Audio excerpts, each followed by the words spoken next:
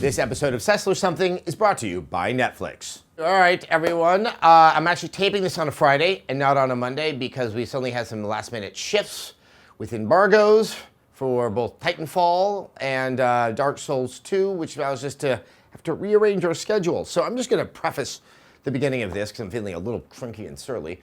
Dear game industry, I know there still seems to be this persistent perception that the entire journalism is staffed with 23-year-olds who have nothing better to do than to jump at the whims of the game industry. But actually, some of us are a little bit older, and we are responsible for staffs and for our superiors and for our lives. And last-minute changes really are difficult, and in this case, costly. So with that, maybe I've imparted something there, who knows.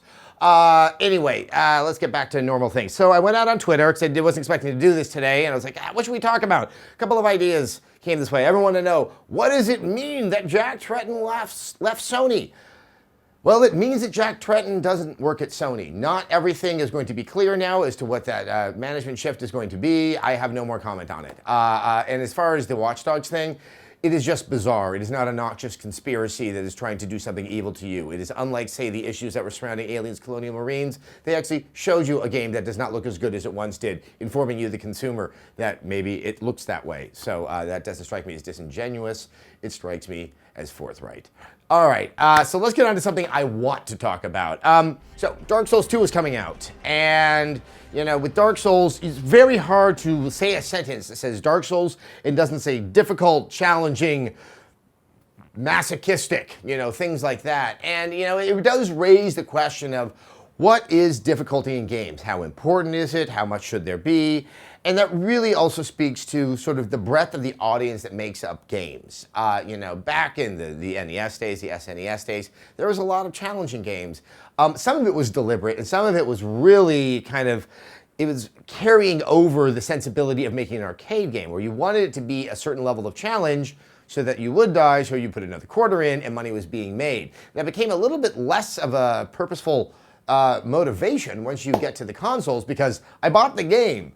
You know, back in the NES days, we didn't actually have, you know, ways to monetize within the game. You monetized with the game. But that logic, that thinking still carried over. We had these very challenging games. And you know what? I liked the challenge when I was young, when I was 10, when I was 11, because you tended to have one game. And so you might as well just keep working at it. Hence my very deep affection for a game like Ghosts and Goblins, which was just so insanely hard. And you know, that challenge does bring with it massive reward. When you overcome something that's very challenging, you feel good about yourself. You had to use your ingenuity, or in the case of Ghosts and Goblins, just you somehow managed to keep the dagger all the way to the final boss battle.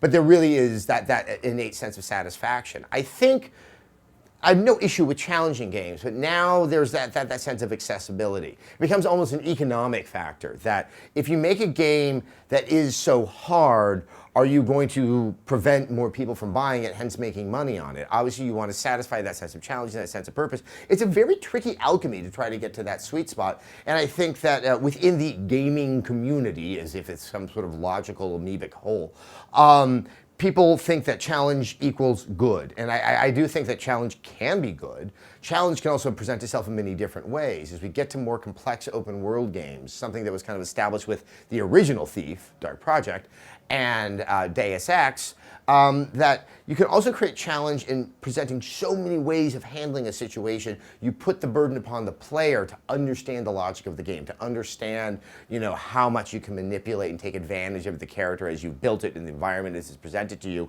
That, to me, is still the most satisfying challenge out there, the one of creation and the one of invention. But then there's the other kind of challenge. And I don't actually put Dark Souls into the mix on this, because Dark Souls is all about patience. But, you know, say like some of the Ninja Gaidens, some of the games where it's a lot of button patterns, it's a sort of a very established type of playing it. Those are the ones I take more issue with, because they tend to feel more exclusionary. That all it is something that's kind of reaffirming a very small group of people that they can play this particular game really well, and it kind of allows them to lord over others that they can do it, and then they must be better gamers as a result. It really is one of the more, and I've always complained about this, obnoxious parts of video games, that somehow success at something is best expressed with disdain for those who can't succeed at it. And you know, those games are going to be out there. They're all around. But this has somehow become the new logic where if the game isn't like that, if a game like Gone Home that doesn't offer any challenge, it offers an experience, that can't be a game, that can't be enjoyed because it's only the Ninja Gaidens, it's only the Shinobis of the world. I don't know why I'm picking on ninja games, but that they are the ones that really show what true gaming is. It's very, very narrow-minded. I think it comes from a very narrow group of people who somehow have a very loud megaphone. You know, as you get older in life, you realize that challenges manifest themselves in many, many different ways. And if we do that within the games themselves, that challenge can sometimes just mean understanding something. Challenge can sometimes mean, gosh, empathizing. That becomes more of a vernacular that everybody can understand. All right, guys, after that talk of genre, why don't we thank our current sponsor who has a lot of genre products, and that is Netflix. With Netflix, you can stream TV episodes and movies directly to your home, saving you time, money, and hassle. It's also the only place to watch exclusive shows like House of Cards. And given what we just talked about with True Detective, if you want to see another genre that's completely put on its ear, check out the French television drama, The Return. Trust me, you'll thank me afterwards. Best of all, you can get a free trial membership and support Rev3 Games by signing up at netflix.com/something. I think many of you, myself included, I've been quite transfixed with the show True Detective on HBO. I think it ended last night, even though I'm taping this before it happened, so I can't spoil it for you. Don't do that to me. I really like it. I've always loved detective stories. Ever since I was a kid, I actually constantly dressed up as a detective, and I had a magnifying glass, and I tried to find clues, because I thought that the world was littered with clues, and with that, you could find greater meaning and understanding, and that's actually what I love so much about detective stories. In the classic forms of the genre, it's a loner.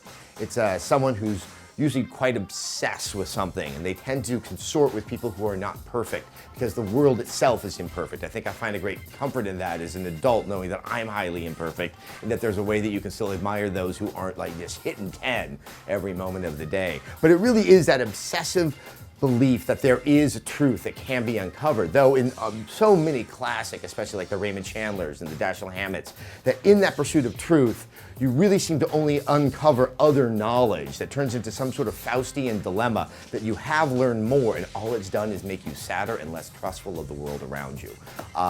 That's one of the things I see quite evident in True Detective, but what's neat is you have to kind of peel back the surface to see what a classic detective story it is, because there's so many interesting kind of Southern Gothic, and the filming techniques are laid on top of it that you almost forget that this isn't all that different than Sam Spade going out there and trying to find the Maltese Falcon. You know, it's something that I think there is a lot of learning for the game industry, that while there's wonderful things that are happening in the world of indie and new forms of games are being made, there can sometimes be a reverse dialogue that anything that is traditional genre, shooter, you know, Japanese RPG, is somehow already inherently flawed because it's coming out of a tradition and one that people are trying to move past. I think, you know, using once again True Detective as an example, that if we go back to the traditional genres, because I like AAA games, I like a good shooter, I like a good RPG, but if you look at what's happened over the past 5 years, you only see small instances where someone has taken the convention and tweaked it just enough that it makes you sort of rediscover what's interesting about it, that it makes you, reassess what it's all about. That's such an important aspect to music, where you'll hear the same sound over and over, and then you get the shift, and it's that shift that kind of brings you away. You hear that a lot. Actually, you hear that a lot in Beethoven. You definitely hear that in modern German opera composers like Alban Berg. It's those moments of, hey, and once again, it wakes you up and makes you recognize it. We're not finding ways to do that with AAA games, where we take something that clearly works because it's lasted for so long, but go back and ask ourselves, why does it work? And how can we reinvest it with a sense of excitement, with a sense of mystery that makes us remember what got us so excited in the first place?